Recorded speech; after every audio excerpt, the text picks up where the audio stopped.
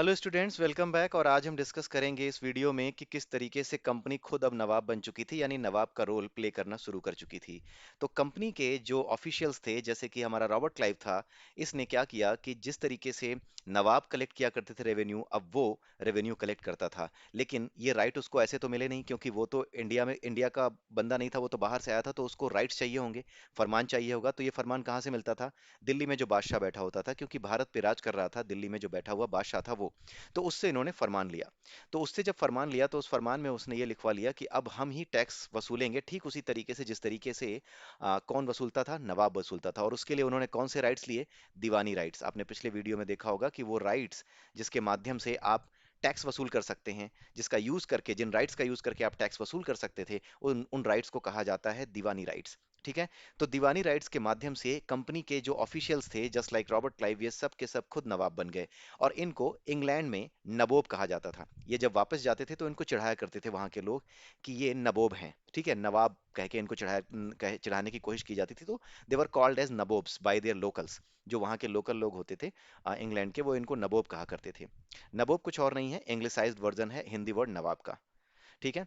तो जब ये लोग वापस लौटे और वहां पे जब इनको चढ़ाया जाता था, तो वहां के लोगों को ये पता चलता था कि ये लोग जो वहां पे कमा रहे हैं इंडिया के अंदर, जिस तरीके से टैक्स कलेक्ट करके करप्ट तरीकों से ये लोग वहां पे कमा रहे हैं चीजें, उनके पास ढेर सारे पैसे आ रहे हैं, तो उनको भी अंदर से कुछ कुछ जेलसी होती थी। और कुछ वहां पे उनको लगता था कि हमें मौका क्यों नहीं मिला। तो उस जेलसी में भी वो लोग ये कहा करते थे कि ये लोग नबोब हो गए हैं और गलत तरीके से पैसे कमा के आए हैं, और बहुत ही गलत नजर से इनको देखा जाता था वहां पे, बहुत अच्छी नजरों से इनको नहीं देखा जाता था जब ये ब्रिटेन वापस जाते थे। ठीक है। रॉबर्ट क्लाइव ने अब टैक्स वसूलना शुरू किया, अब दीवानी राइट्स वहां पे ले लिए थे। उसके बारे में थोड़ा सा यहाँ पे इंट्रोडक्शन दिया गया है, सो दैट आप उसके इंट्रोडक्शन से ये जान सकें कि बाकी जो ब्रिटिश ऑफिशियल्स थे, जो कि ईस्ट इंडिया कंपनी में थे, उनके साथ क्या होता था, और उनके साथ क्या क्या हो सकता था, उनके ऊपर कैसे नजर रखी जाती थी। तो रॉबर्ट क्लाइव की कहानी के माध्यम से आपको ये पता चल जाएगा, और यही छोटी सी कहानी आज हम आपको बताने वाले हैं। रॉबर्ट क्लाइव 1743 में, यानी कि 1743 में, एट द एज ऑफ 18 वो भारत में आया था। और जब वो वापस लौटा इंग्लैंड, तो 1770 के आसपास, 1770 के आसपास वो वापस लौटा, और उस समय उसने इतने यूरो कमा लिए थे, 4,01,102 यूरो जो है वो वहाँ की करेंसी है। जैसे इंडिया की करेंसी रुपी है, वैसे ही वहाँ की करेंसी यूरो है। कहाँ की? इंग्लैंड की। तो जब वो वापस लौटा, तो ये अच्छा खासा अमाउंट हुआ करता था उस समय। उस समय जब ये वापस लेकर के लौटा था, ये ह्यूज अमाउंट था। और इस ह्यूज अमाउंट को देख करके जो वहाँ के बाकी जो ऑफिशियल्स, वहाँ के जो ब्रिटेन के जो बाकी दूसरे लोग थे, वो इनसे जला करते थे, जेलसी रखा करते थे, और इनको नबोब कह करके चढ़ाया करते थे। ठीक है। उससे, यानी कि रॉबर्ट क्लाइव से ये कहा गया था, ईस्ट इंडिया कंपनी को ये कहा गया था, क्योंकि ईस्ट इंडिया कंपनी का रिप्रेजेंटेटिव कौन था? रॉबर्ट क्लाइव था। तो रॉबर्ट क्लाइव को ऑर्डर कहाँ से मिलता था? ब्रिटेन से। तो ब्रिटेन की पार्लियामेंट ने ये कहा था कि रॉबर्ट क्लाइव, जो कि ईस्ट इंडिया कंपनी को देख रहा है, वो इंडिया के अंदर जो करप्शन है, क्योंकि ये बात आई थी कि इंडिया के अंदर गलत तरीके से पैसे कमाए जा रहे हैं ईस्ट इंडिया कंपनी के द्वारा, और ईस्ट इंडिया कंपनी की सरकार भारत में बहुत ज्यादा करप्ट है, इंडिया के अंदर बहुत ज्यादा करप्शन के साथ काम कर रही है। ये बात उनको बताई जाती थी, ये बात वहां पे संसद में उठी, जो ब्रिटेन की पार्लियामेंट थी वहां पे ये बात उठाई गई। ठीक है। तो जब ये बात उठी, तो ब्रिटेन की पार्लियामेंट ने किससे कहा? रॉबर्ट क्लाइव से ये कहा कि आप इस करप्शन को दूर करने की सारी कोशिशें कीजिए। लेकिन कंपनी जिस तरीके से पैसे कमा रही थी, जिस तरीके से प्रॉफिट बना रही थी, उससे खुद रॉबर्ट क्लाइव पर ही आरोप लग गए कि कहीं ना कहीं कुछ दाल में काला है, और आपके ऊपर महाभियोग चलाया जाता है। महाभियोग मीन्स उनके ऊपर एक केस चला दिया गया कि आपने करप्शन किया है और करप्शन से ही पैसे कमाए हैं।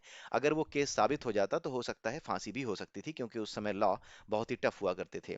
ठीक है।